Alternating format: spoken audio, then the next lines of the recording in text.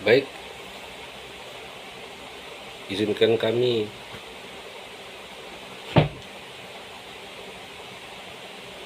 membagi cerita, membagi bukan pengetahuan,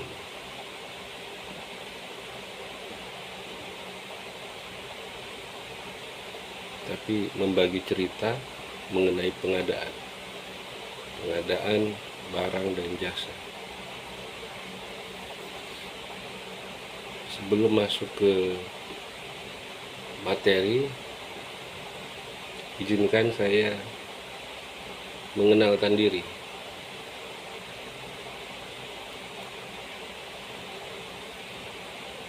Terutama pada anak-anak baru yang mungkin belum kenal. Saya Zulfikar, ahli muda pengelola pengadaan barang dan jasa.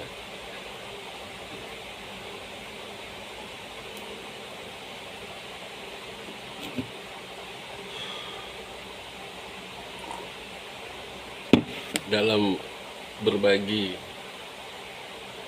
cerita tentang pengadaan ini, saya tidak sendirian,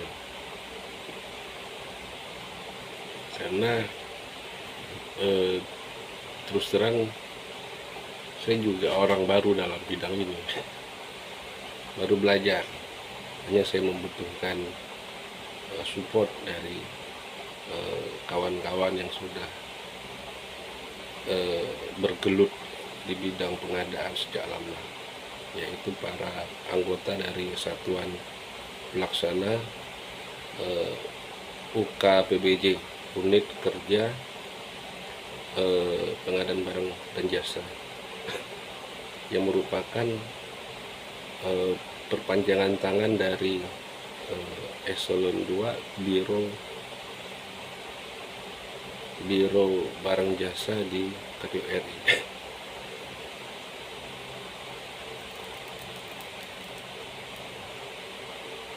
Anggota dari Satpel UKPBJ itu sendiri diketuai oleh Pak Kabak Keuangan Logistik, Ibu Widya, Ibu Rere, Asep, Bang Asep, Bang Gabe, Irma, Sasa, untuk lingkup provinsi, dan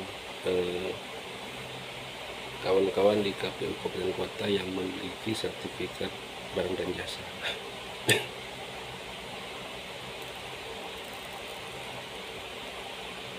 Baik, kita mulai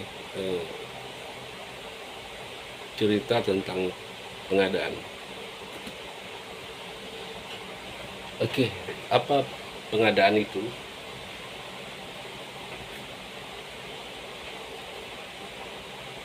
Saya ingin bertanya kepada audiens di sini. Saya bagi 3 kelompok. Kelompok pertama adalah audiens yang pengen tahu tentang pengadaan barang dan jasa. Kelompok pertama ini adalah orang-orang yang sudah memiliki pengetahuan dan pengalaman di bidang pengadaan dan terus mengembangkan diri, termasuk para anggota Satpel. Kelompok kedua adalah orang-orang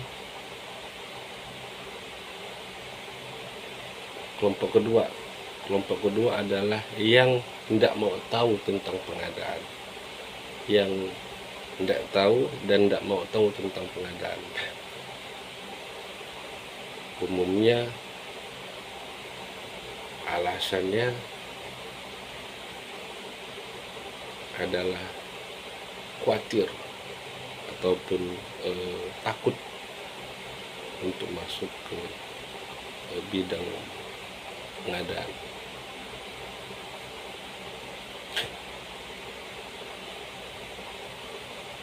Karena fenomenanya dalam bidang pengadaan ini, kaki kanan masuk penjara, kaki kiri masuk neraka.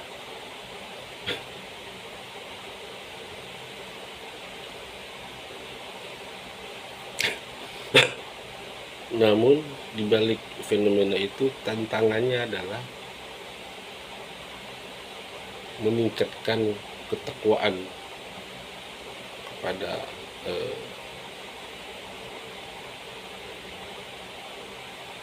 Allah Subhanahu wa Ta'ala.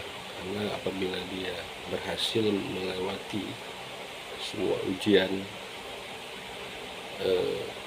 di bidang pengadaan, maka dia telah berhasil mengalahkan diri sendiri, mengalahkan hawa nafsu.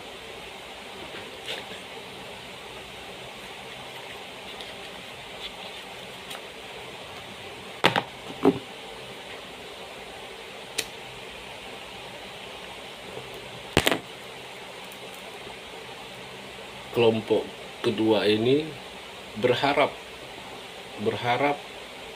tidak disuruh ikut diklat pengadaan, tidak disuruh ikut sertifikasi pengadaan, dan bila ikut pelatihan pengadaan berharap tidak lulus.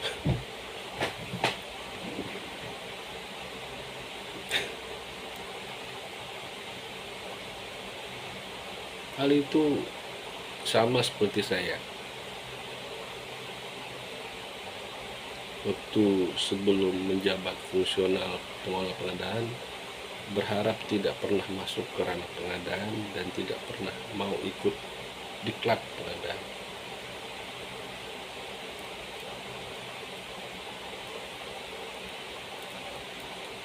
Namun kita tidak tahu nasib, tiba-tiba udah ada SK, tiba-tiba dilantik, tiba-tiba ada surat tugas, yang mau nggak mau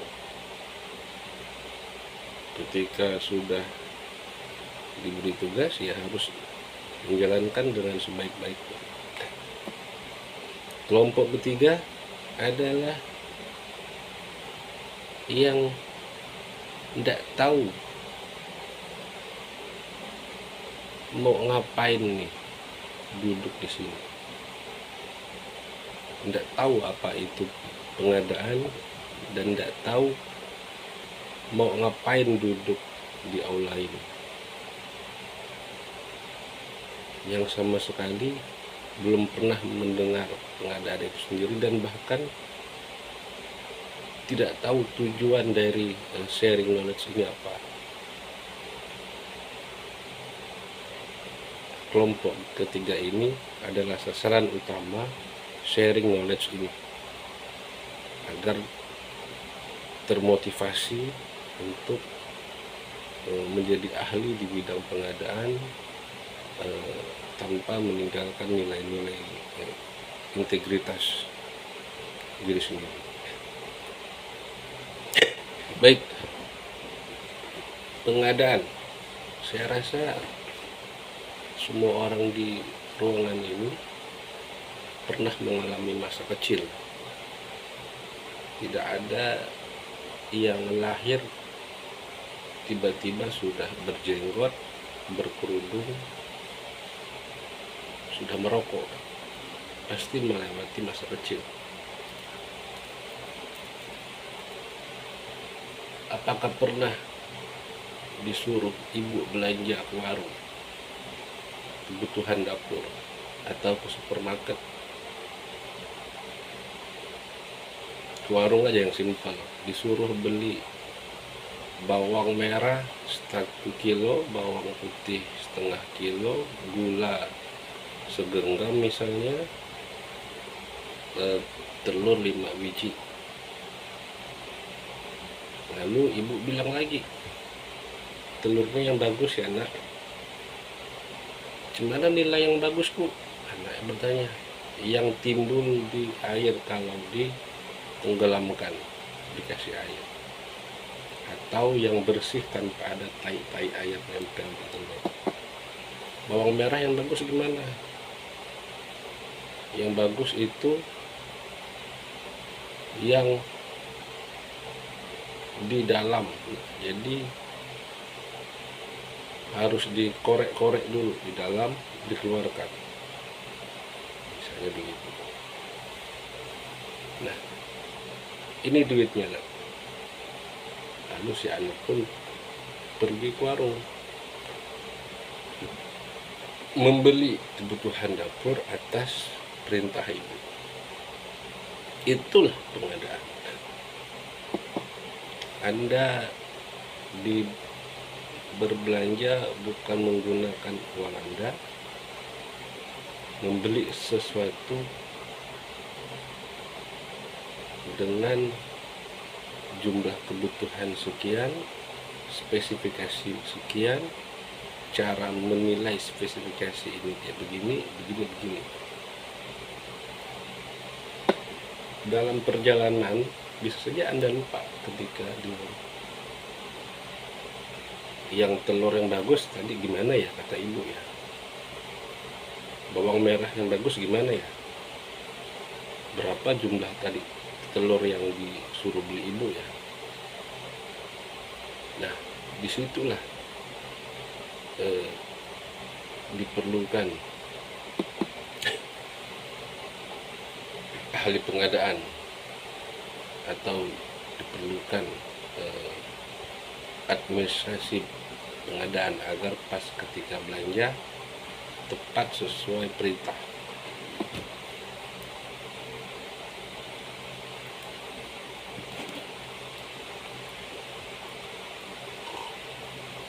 Kemudian setelah berbelanja, duit yang ibu kasih 100.000, ada kembalian 20.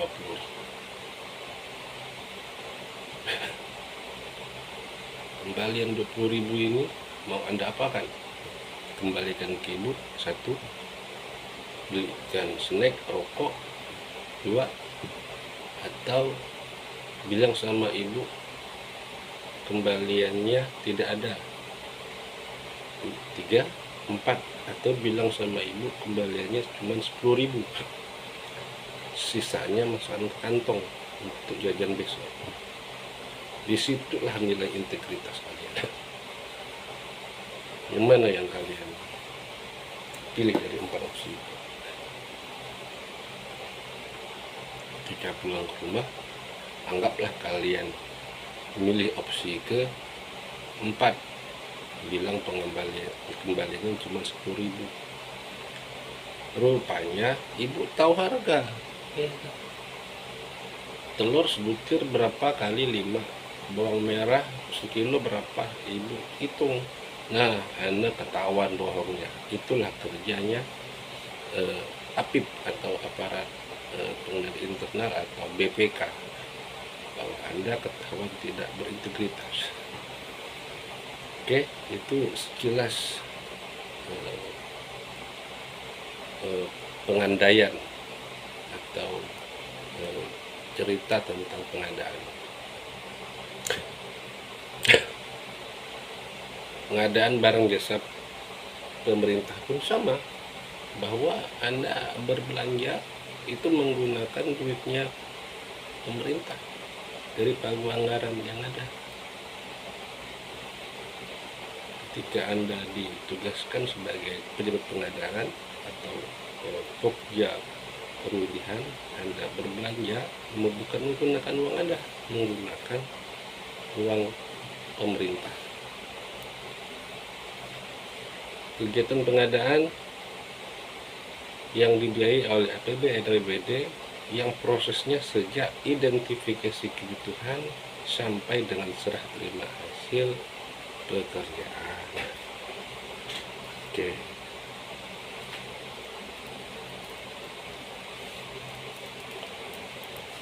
Karena ini duitnya pemerintah, maka perlu diatur.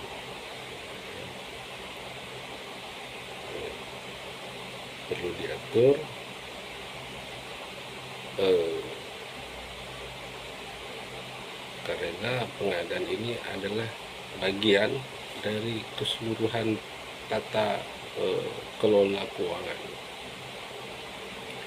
di mana proses pengadaan barang dan jasa itu terjadi ketika pengelolaan anggaran di bagian keuangan. Sedangkan output dari pengadaan dan jasa itu diperlukan dalam menginput bukti-bukti transaksi ke dalam jurnal ataupun alur-alur akuntansi yang dimulai dari bukti transaksi sampai dengan laporan keuangan. Apa itu bukti transaksi?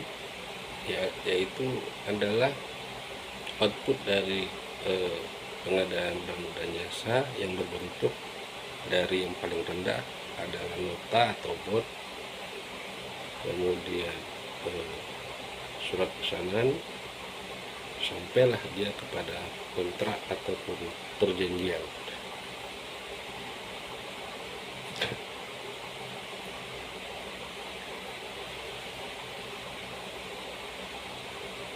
Lalu kitab suci pengadaan ini adalah Peraturan Presiden nomor 16 tahun 2018. Di Perpres ini mengatur hal-hal umum dimulai dari awal sampai akhir.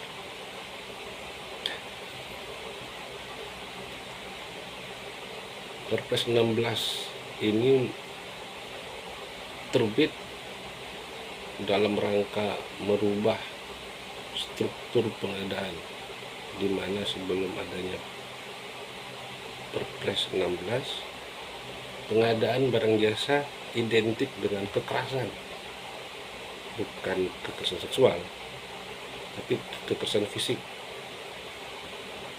di mana ada tender, di situ ada preman. Di mana ada preman, di situ ada uang suap. Di mana ada uang suap, di situ ada yang kalah dan ada yang menang.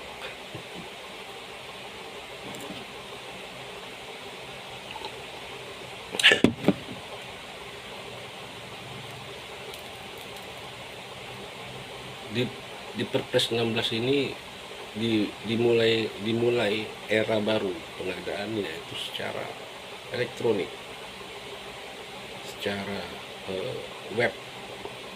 Tidak perlu lagi bertatap muka antara panitia pengadaan dengan calon penyedia. Dikurangi ketemunya dengan tujuan menghindari praktek-praktek yang menyimpang dari pengadaan itu sendiri. Praktek korupsi, kolusi, dan nepotisme.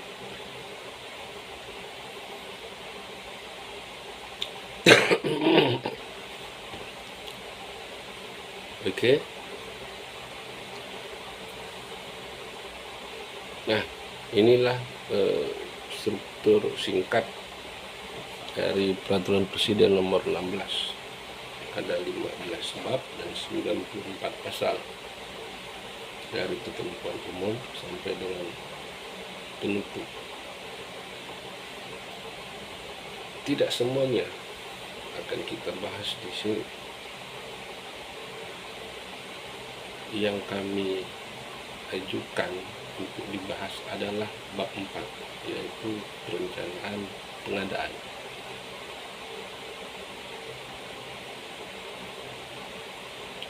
Secara umum dalam Peraturan Presiden 16 dijabarkan mengenai perencanaan.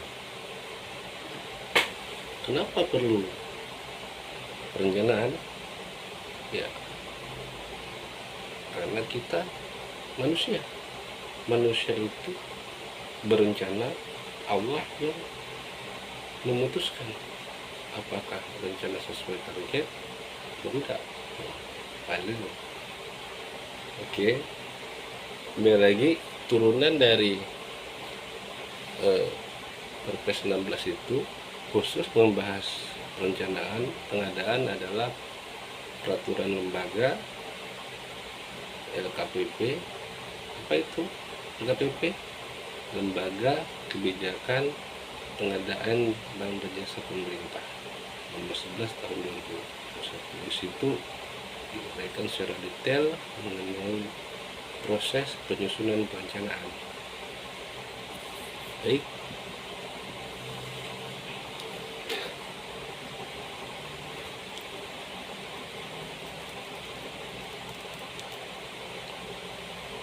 Nah, ini secara singkat pelaksanaan pengadaan itu, ya kan, dibagi menjadi dua cara, yaitu swakelola dan penyedia, ya kan. Ini tidak perlu kita bahas secara panjang, penting tahu aja swakelola itu apa, penyedia itu apa, nanti akan kita jabarkan di pertemuan berikutnya kalau jadi. Nah, apa tujuan dari pengadaan barang jasa? Yaitu untuk menghasilkan barang dan jasa yang tepat. Seperti tadi kita kembalikan ke contoh awal, ibu menyuruh beli telur 5 butik yang bagus. Yang bagusnya apa? Tidak ada tai ayam di telurnya itu. Bawang merah setengah kilo, bawang putih setengah kilo, ya, itu yang tepat, ya kan? Setiap uang yang dibelanjakan itu memiliki kriteria kualitas, jumlah, waktu, biaya, lokasi, dan penyedia. Ini secara singkat aja tujuan pengadaan. Nah, ini dia.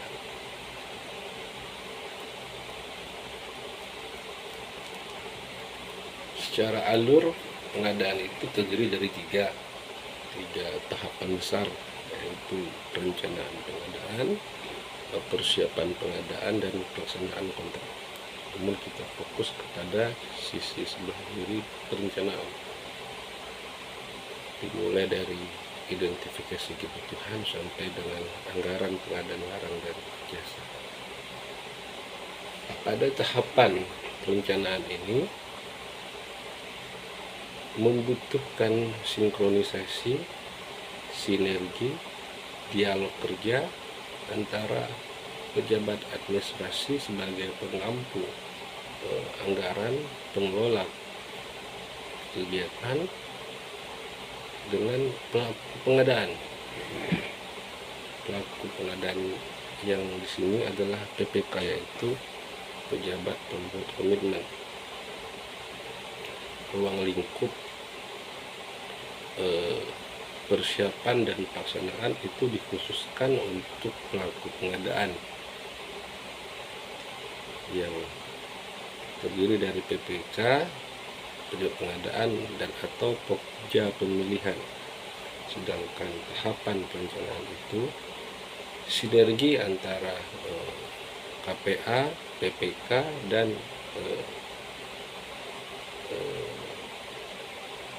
pejabat administratif.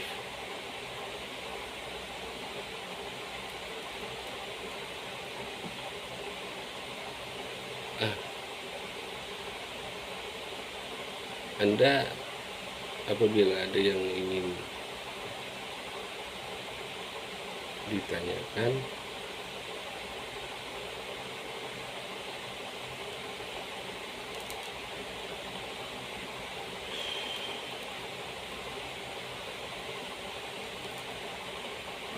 untuk persiapan dan pelaksanaan kontrak tidak saya bahas, cukup saya fokus ke tahapan perencanaan pengadaan.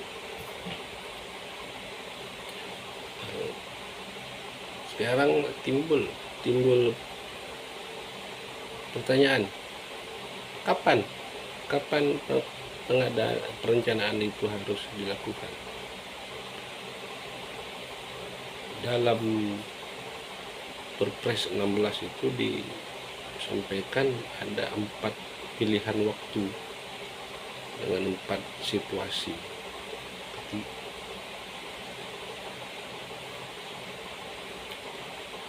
yang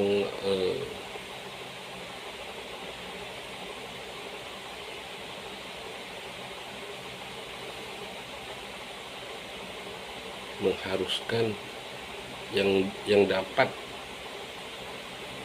dilakukan perencanaan.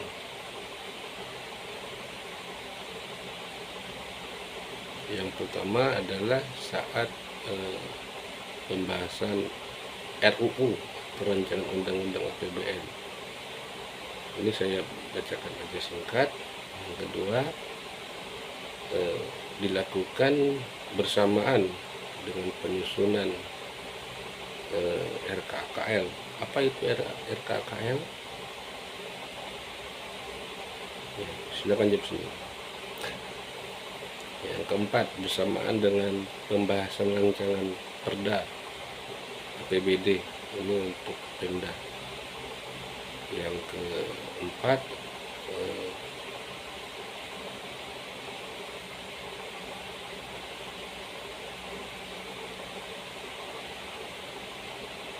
ketika ada perubahan anggaran atau revisi anggaran pada tahun berjalan, idealnya penyusunan perencanaan itu dilakukan ketika DIPA diterima untuk tahun anggaran berikutnya, yaitu pada bulan 11 atau bulan 12. Saat DIPA diterima, pejabat administrasi dan PPK melakukan pencermatan DIPA disesuaikan dengan petunjuk teknis pelaksanaan anggaran, disesuaikan dengan rencana strategis dan perjanjian kinerja. Maka disusun rencana kegiatan selama 12 bulan, dibagi per triwulan dan per semester, dan memisahkan kegiatan non pengadaan barang dan jasa dan kegiatan pengadaan barang dan jasa. Disitulah awal letak perencanaan pengadaan. Setelah terpecah, terbagi antara kegiatan non pengadaan dan pengadaan, baru masuk ke tahapan perencanaan pengadaan barang dan jasa.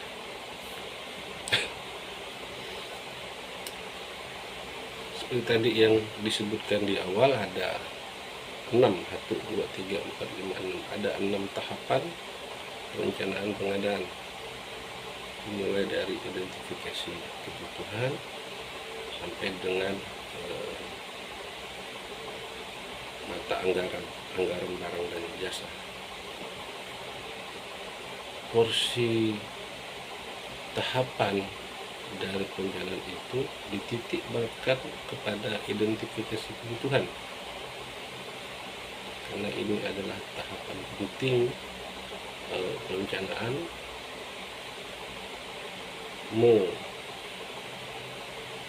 menyusun rencana awal, apa yang ingin diadakan, apa yang ingin dibeli, bagaimana karakteristiknya, berapa jumlahnya, itu apa feedbacknya untuk organisasi dan untuk masyarakat umum.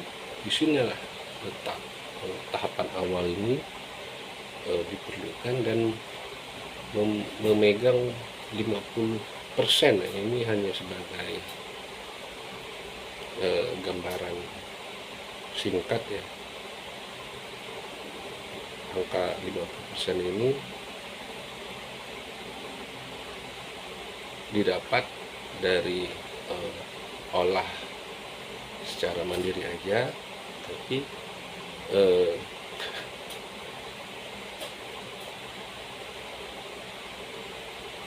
tujuan utamanya menggambarkan seberapa besar porsi identifikasi kebutuhan itu dibandingkan tahapan-tahapan yang lain.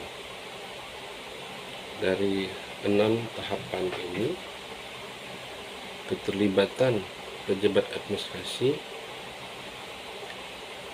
dengan sinerginya pada PPK ada pada tahapan yang pertama, yaitu identifikasi kebutuhan, kemudian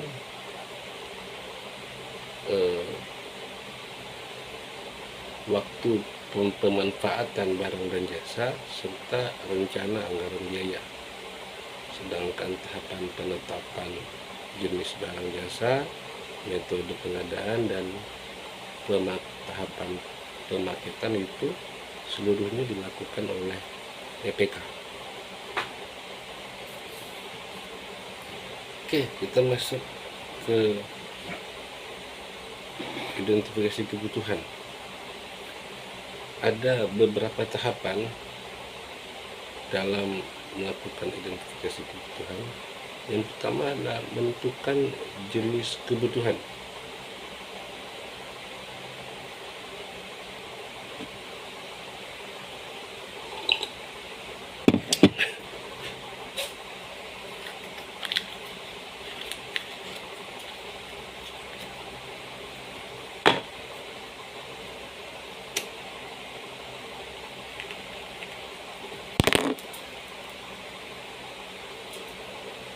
Kebutuhan barang jasa itu terbagi hanya dua, barang dan jasa, dan atau gabungan barang dan jasa. Jadi jenis kebutuhan itu cuma dua, barangkah atau jasakah, atau ada gabungan dua-duanya. Pejabat administrasi setelah merencanakan kegiatan dan mengelompokkan kegiatan yang bersifat pengadaan, baru menentukan kegiatan pengadaan itu jenis jasa, jenis kebutuhannya apa, belanja barangkah atau jasa. Simpelnya ATK itu barangkah jasa, itu adalah barang. Atau misalnya selain ATK, misalnya laptop itu barang atau jasa? Barang. Jasa misalnya kebersihan,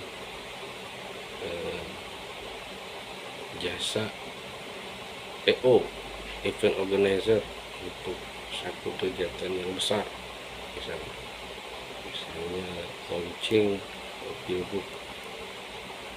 EO itu apa? Barang atau jasa?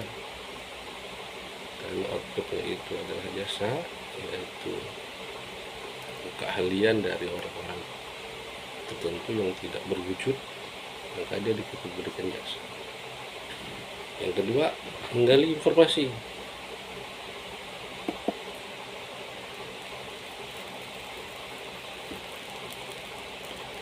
Setelah tadi ditentukan mau beli ATK, ya kan, dengan misalnya ada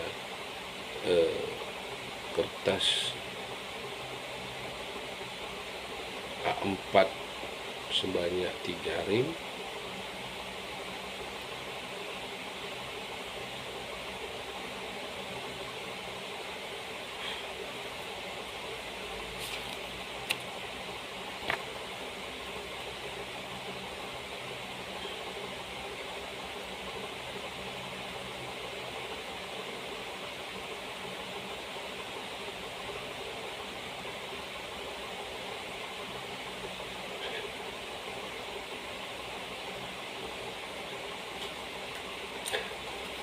Nah, sekarang kertas apa nih? A4 kah atau F4 kah? Kemudian A4 ukuran berapa gram kah? Nah, penggalian informasi ini sumber datanya ada sumber data internal,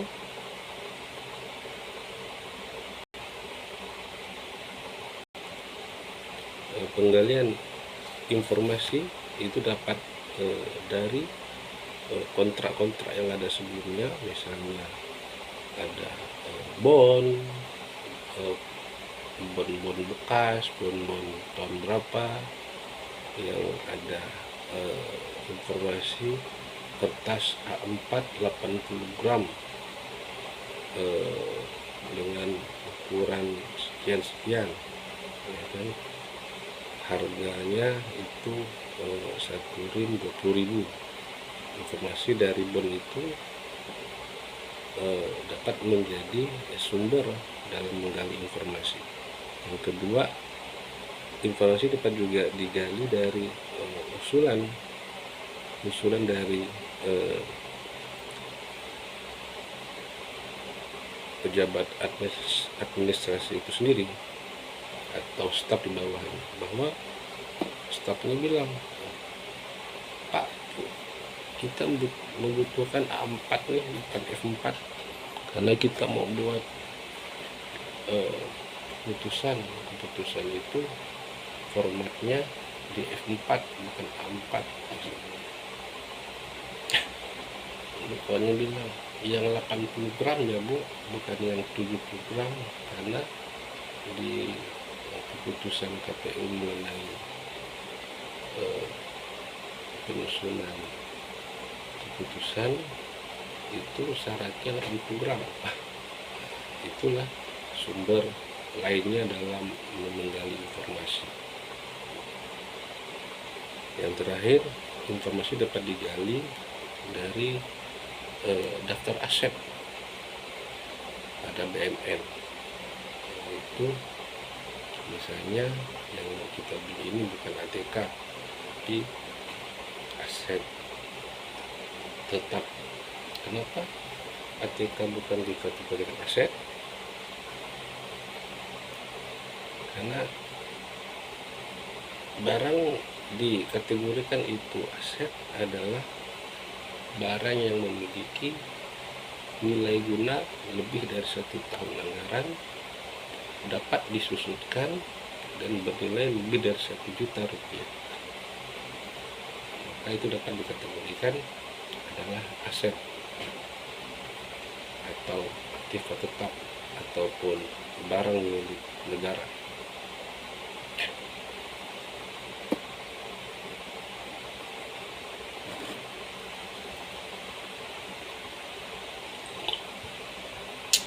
Ada satu case di mana syarat-syarat aset itu tidak terpenuhi semua. Tadi kan syarat aset bernilai guna lebih dari 1 tahun dapat disusutkan, ya, dan dapat ditingkatkan nilainya dengan perbaikan dan bernilai di atas 1 juta. Apabila ada suatu barang yang tidak memenuhi ketiga kriteria itu, namun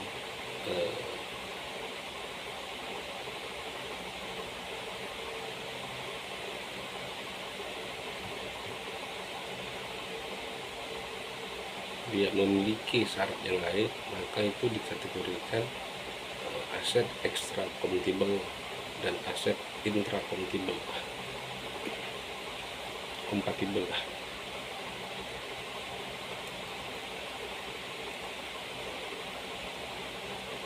Misalnya tadi kita belinya enggak lagi ATK tapi laptop, kata sistem, oh Pak, kita butuh laptop spek tinggi nih, mau buat desain grafis, mau buat baliho, buat video editing untuk podcast. Itu kita harus punya laptop dengan spek Pentium 8, RAM 20 GB, yang tentunya harganya mahal. Dalam penggalian informasi, tahapan yang lain adalah mencari mendeteksi keberadaan aset dengan spek tersebut di data BMN, apakah ada atau enggak. Oke, ada misalnya, tapi dimiliki oleh bagian lain, koordinasi antar pejabat administrasi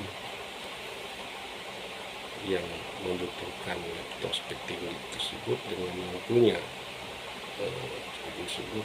Kami mau pakai laptop Anda, apakah Anda bersedia atau tidak? Ayo, nggak bisa gitu.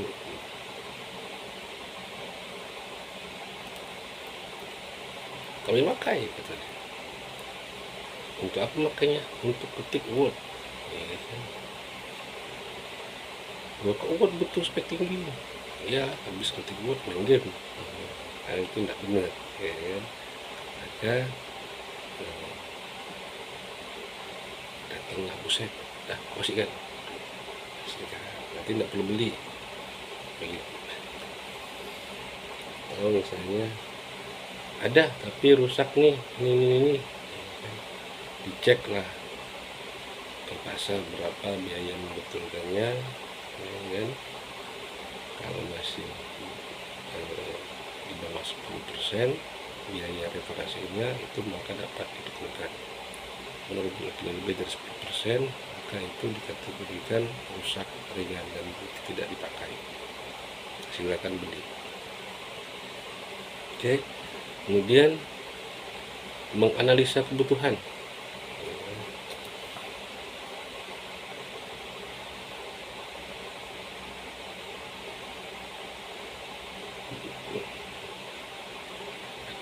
Hampir sama kayak tadi penggalian informasi, analisa kebutuhan itu tadi termasuklah mendeteksi keberadaan BMN, lalu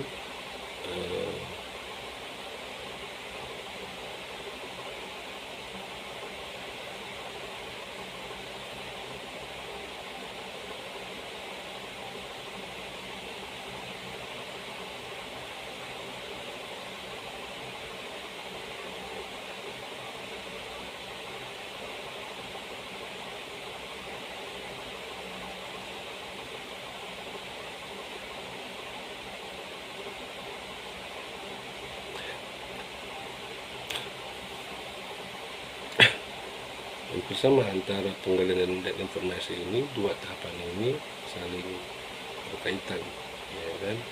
Tadi misalnya informasi laptop ini punya bagian A, dianalisa secara bersama antar pejabat, ya kan, bahwa lebih membutuhkan bagian B, maka bagian B meminta bagian A dengan menembuskan ke sekretaris perpindahan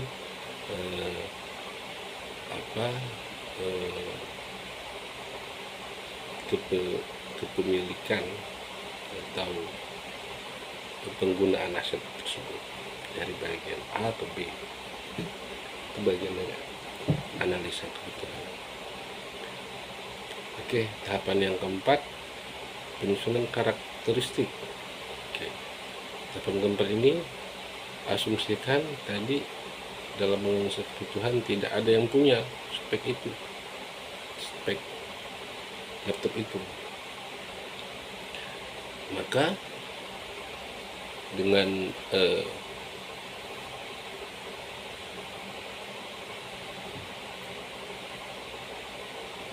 penggalian informasi dari stok tadi yang membutuhkan laptop untuk kebutuhan editing video ataupun podcast ataupun editing gambar, maka menyusun karakteristik berupa spesifikasi teknis. Ada dua karakteristik kebutuhan itu. Kalau barang namanya spesifikasi teknis, kalau jasa namanya kerangka acuan kerja.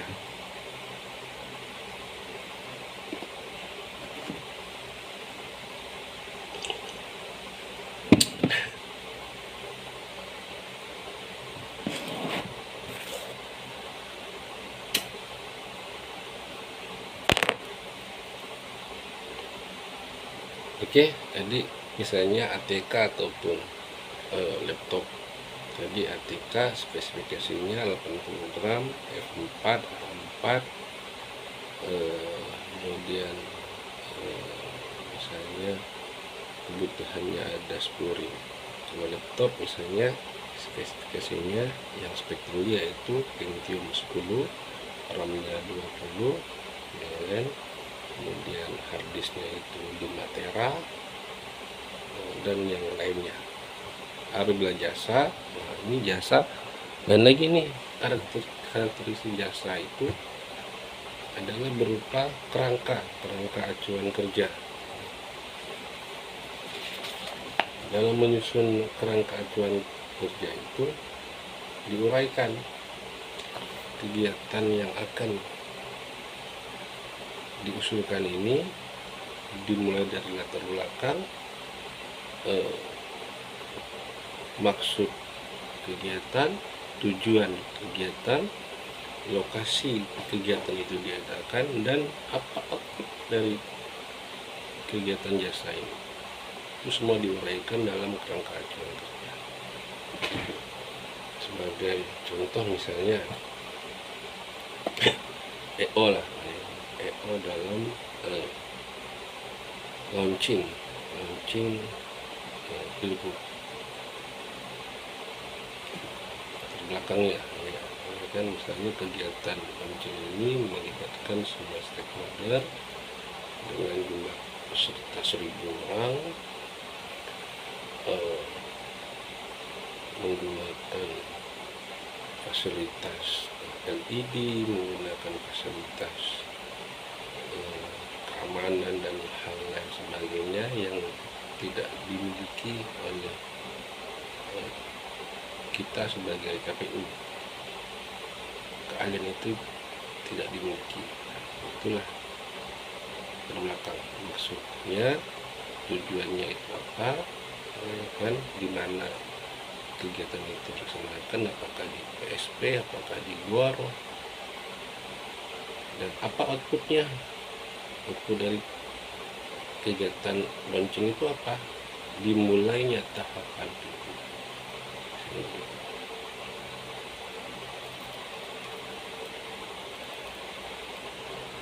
Ini secara singkat identifikasi kebutuhan. Ada empat tahapan dalam mengidentifikasi. Inilah tahapan besarnya dalam perencanaan pengadaan barang dan jasa. Yang tahapan berikutnya itu adalah ranah oleh TPK, itu menetapkan jenis barang jasa, menentukan metode pengadaan, dan menentukan pemaketan. Yang tadi penentuan barang kah, jasa kah oleh pejabat administrasi itu ditetapkan oleh TPK. Yang sebelum ditetapkan TPK memverifikasi, menganalisis apakah betul atau tidak.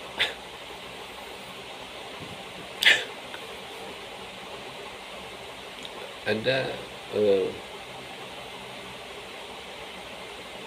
hal-hal yang tadinya simpel jadi rumit dalam penetapan jenis barang dan jasa. Misalnya tadi jasa EO, si pejabat administrasi menentukan itu jasa, namun dalam kegiatan launching EO itu ada melakukan pembelian barang,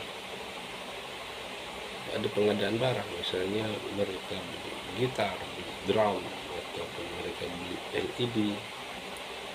Itu dianalisa lagi oleh KPK apakah itu termasuk dalam pengadaan barang jasa pemerintah atau itu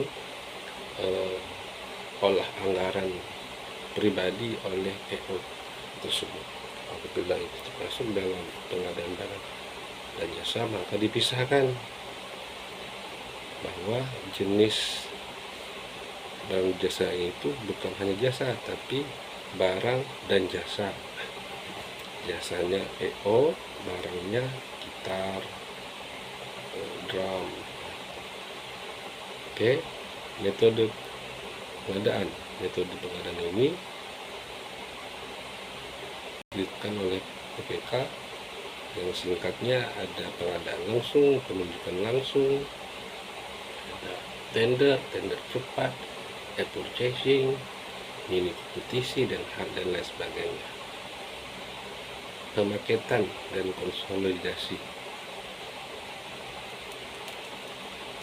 ini juga dilakukan oleh PPK, ya kan? Misalnya Kasubag A, Kasubag B, Kasubag C sampai E kompak mengadakan ATK di waktu yang bersamaan.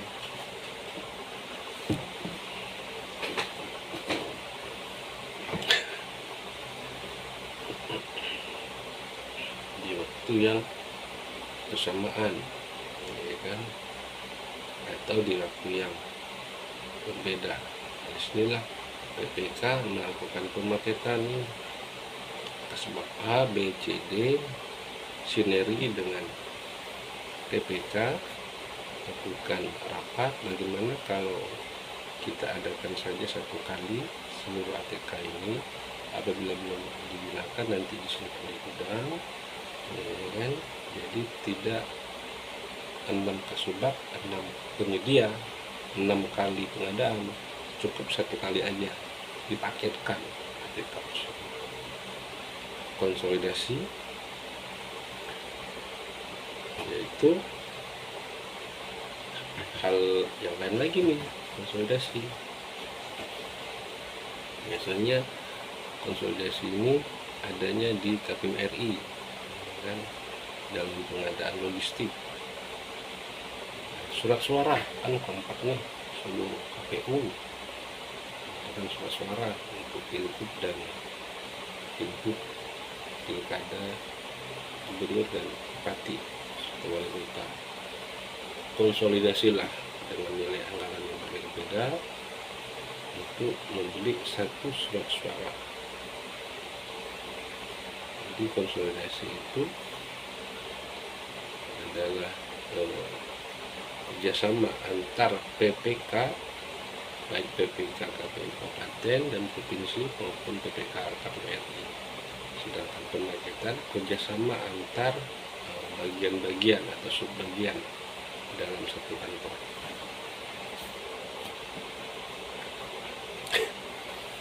Selanjutnya, memperkirakan waktu pemanfaatan barang dan jasa. Nah, tahapan ini adalah tahapan kedua yang memerlukan sinergi antar PPK dan pejabat administrasi. Selain yang tadi awal identifikasi kebutuhan, di sini ada waktu pemanfaatan.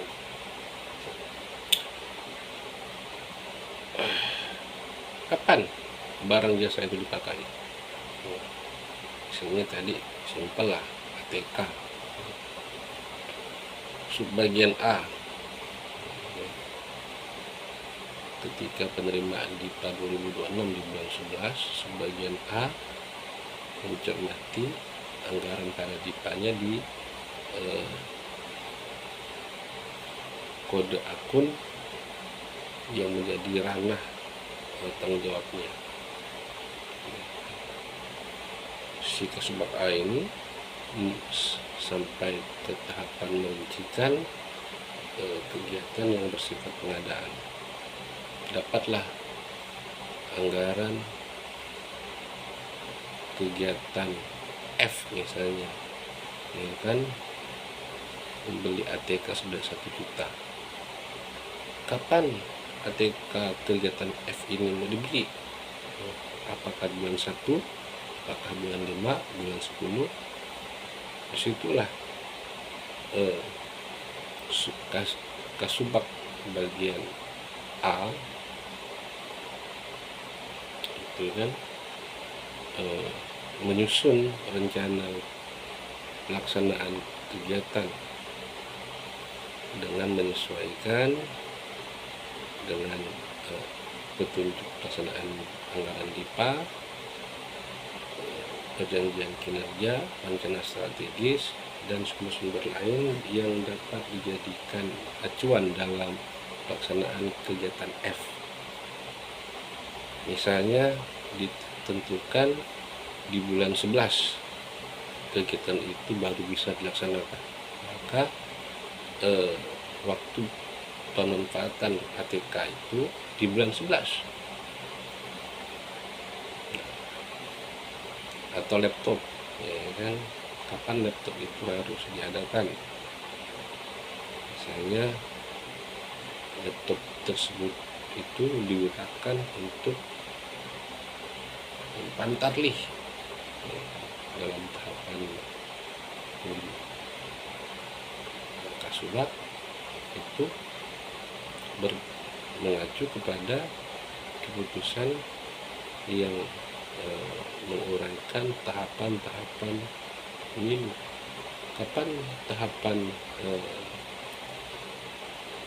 pemutahiran data pemilih itu dilaksanakan, disitulah harus adanya laptop itu. Berarti sebelumnya itu adalah proses pengadaan laptop itu. Misalnya di bulan 5, berarti harus mulai dilaksanakan pengadaan laptop di bulan 3 atau bulan 4.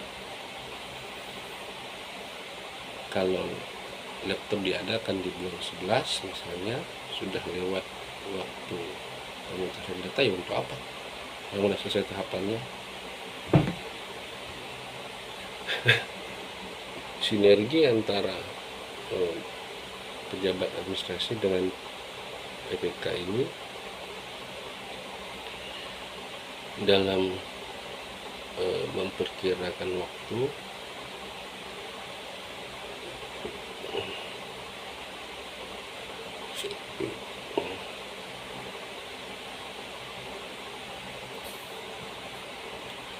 yang terakhir adalah menyusun RAB.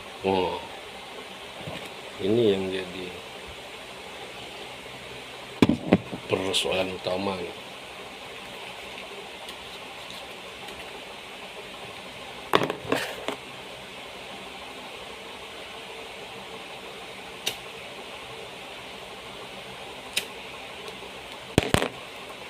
Di sini saya menyampaikan RAB itu bukan rencana anggaran biaya, tapi rencana anggaran belanja. Karena dalam akuntansi pemerintahan tidak ada yang namanya biaya, yang ada hanya belanja. Apa bedanya biaya dan belanja?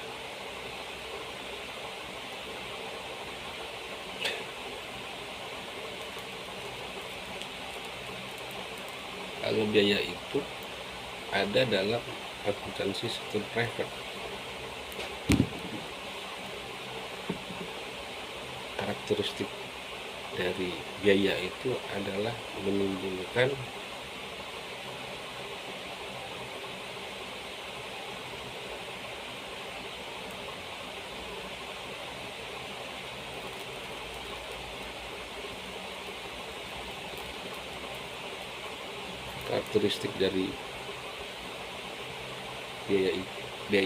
biaya itu adalah suatu pengorbanan yang dikeluarkan dalam meningkatkan nilai suatu barang. Itu biaya.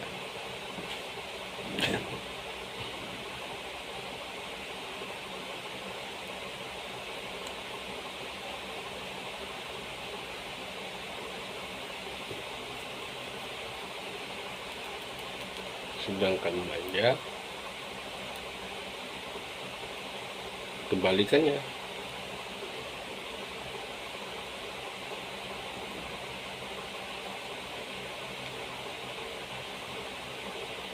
Sedangkan biaya tidak memiliki unsur pengorbanan, karena fokus dari belanja itu adalah pelayanan publik, tidak memiliki unsur peningkatan nilai dari suatu barang atau jasa yang dimiliki oleh perusahaan, maka dalam akuntansi pemerintahan tidak ada disebut biaya, yang ada hanya belanja.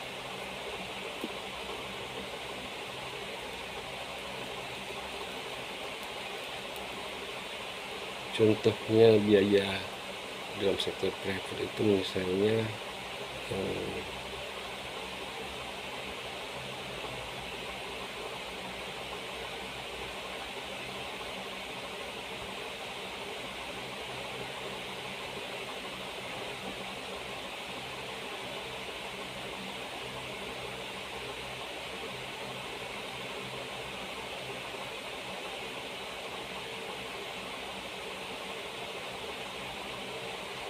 biaya penyusutan.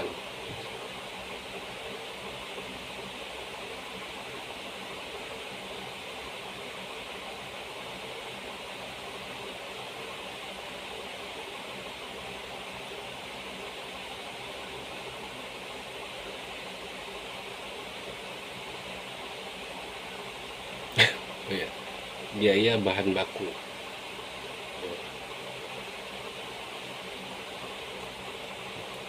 Ini untuk perusahaan manufaktur, bahan bakunya bisa berupa raw material atau biaya tenaga kerja,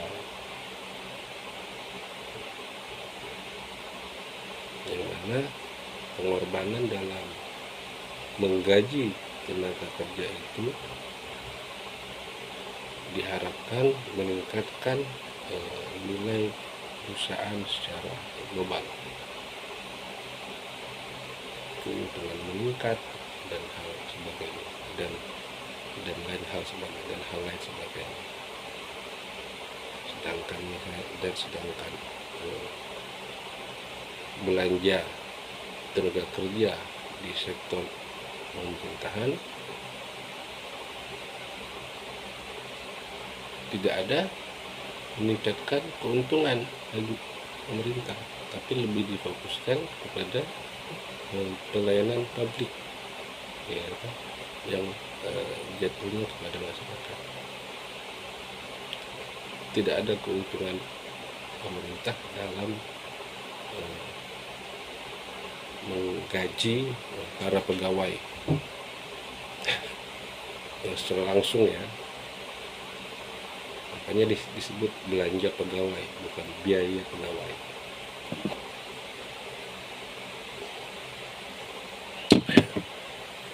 Ranahnya pejabat administrasi yaitu menyusun RAB berdasarkan pagu dan kebutuhan yang tadi kita sebutkan,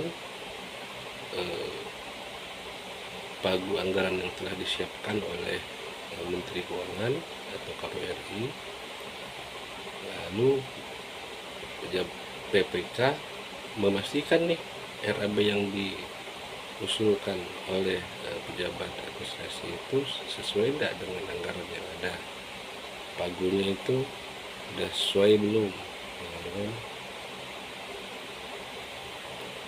atau cuman mandai-mandai seorang, ya kan. Kalau lebih kecil dari pagu sih oke, kalau lebih besar dari pagu kan kacau nanti. Nah, ini secara gambaran tabel tanggung jawab antara pejabat administrasi dan PPK dari semua tahapan perencanaan dalam identifikasi kebutuhan, ya kan. Pejabat administrasi melakukan identifikasi, sedangkan PPK memverifikasi kebutuhan teknis, ya kan? Terutama dalam menentukan spesifikasi teknis ataupun kerangka acuan kerja. Tahapan kedua, pengungkapan, sampai ke tahapan ketujuh, penetapan anggaran. PPK menyesuaikan anggaran yang tersedia sebagai acuan dalam penetapan APS. Apa itu APS?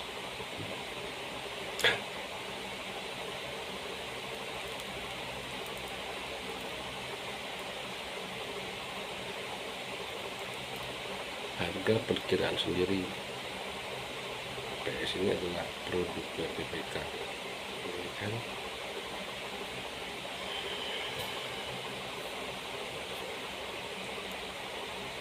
Dalam menyusun RAB, pejabat itu ada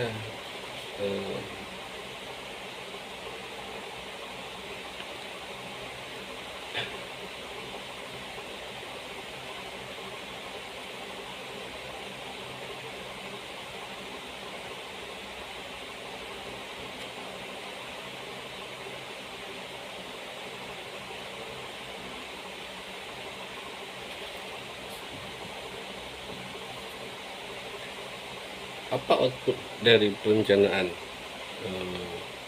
pengadaan, yaitu RUP, rencana umum pengadaan. Hanya 1-2 lembar kertas saja, tapi prosesnya panjang, ya kan? Dalam RUP itu terdiri dari banyak item yang merupakan hasil dari setiap tahapan perencanaan pengadaan. Ada nama paket, uraian pekerjaan, spesifikasi pekerjaan, sumber dana, jenis pengadaan, metode pemilihan, pemanfaatan barang dan jasa. Ini adalah hasil dari tahapan demi tahapan dalam perencanaan pengadaan itu sendiri. Nah, dalam hasil dari tahapan-tahapan yang tadi disusun memiliki kertas kerja namanya worksheet. Apa tujuan kertas kerja ini? Untuk mendokumentasikan setiap tahapan-tahapan tersebut. Ada namanya formulir perencanaan pengadaan, ada namanya kertas kerja pengadaan. Yang sisi sebelah kiri itu berupa daftar, itu untuk yang pengadaan barang yang sifatnya sederhana, ATK misalnya, tinggal kita kunci aja nama barang jasa, kriteria barang jasa, kriteria pelaku usaha misalnya, uraian singkat pekerjaan, pekerjaan dan lain sebagainya. Sedangkan untuk yang sebelah kanan itu untuk pengadaan yang sifatnya tidak sederhana, kan? Kita identifikasi betul-betul pengadaan barang atau jasa itu dari mulai identifikasi kebutuhan sampailah kepada mata anggaran. Oke. Ini secara singkat alur pengadaan barang dan jasa dari perencanaan, persiapan pengadaan, pemilihan penyedia, pelaksanaan kontrak sampai serah terima pekerjaan. Di mana letak dari sinergi antar pejabat administrasi dan pejabat BPK ini pada tahapan perencanaan pengadaan. Sedangkan persiapan sampai kontrak itu adalah ranahnya pelaku pengadaan, yaitu BPK dan Pokja dan pengadaan. Apabila telah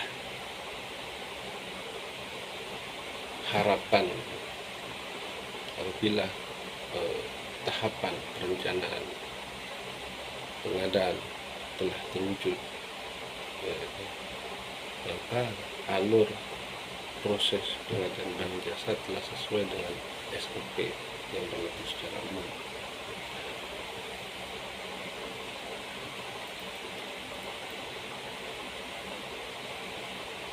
Selama ini kita hanya fokus pada persiapan sampai ke serah terima pekerjaan, sedangkan perencanaan pengadaan barang dan jasa itu learning by doing. Ketika mau diadakan itu juga disiapkan semua perencanaan, yang semestinya tidak begitu. Namanya perencanaan itu di awal ketika di awal tahapan pengadaan, bukan ketika mau diadakan.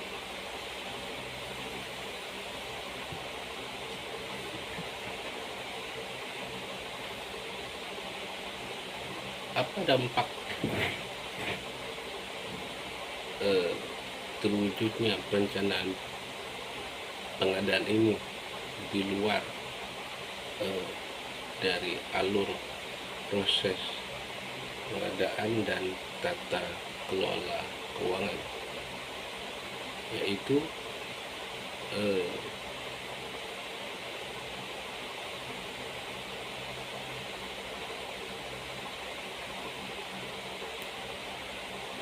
dapat memberi usulan kepada bagian lain dalam hal pembangunan ZI, yaitu zona integritas atau WBBK atau RB dan ZI, karena kita telah melakukan suatu perubahan di mana pada masa sebelumnya kita belum melakukan tahapan perencanaan pengadaan secara